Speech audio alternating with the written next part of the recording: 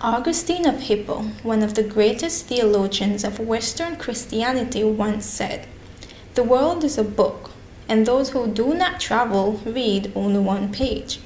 And like a good book, the world is filled with hidden adventures that can only be truly experienced through first-hand engagement." Courtesy the Belize Tourism Board, a handful of my media colleagues and I got the opportunity to read a few pages of a very familiar book called Belize. The purpose of the trip, says BTB, was to have the local media experience what the foreign press and travel agents do when they visit the country. In addition, to show Belizeans some of the options available for a vacation right here at home. It was educational, but it was an adventure that I won't soon forget. Our first stop was up north, the Orange Walk District, where we visited the Lamanai Archaeological site. Our voyage there was by boat, where we enjoyed the warmth and serenity of the New River Lagoon.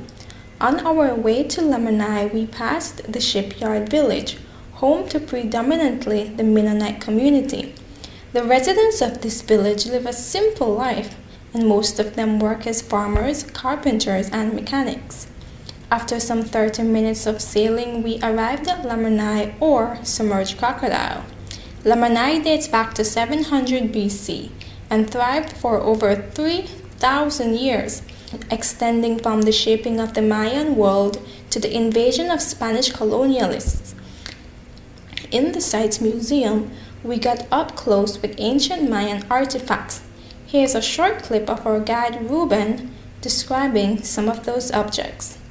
All this wood was harvested by the Maya during phases of the moon, which is very important. A lot of us don't take that into consideration, but especially these leaves are harvested a few days before full moon and a few days after full moon. And right here, guys, you can see a necklace of coral and shells coming from the coast, which is a means of currency. That was their money, mainly. They exchanged shells, and they were used for, bracelets, necklaces, pendants, and earrings. Walking around Lamanai, you're bound to discover other Mayan artifacts lying around, like this jawbone that contains 2 molars of some early inhabitant.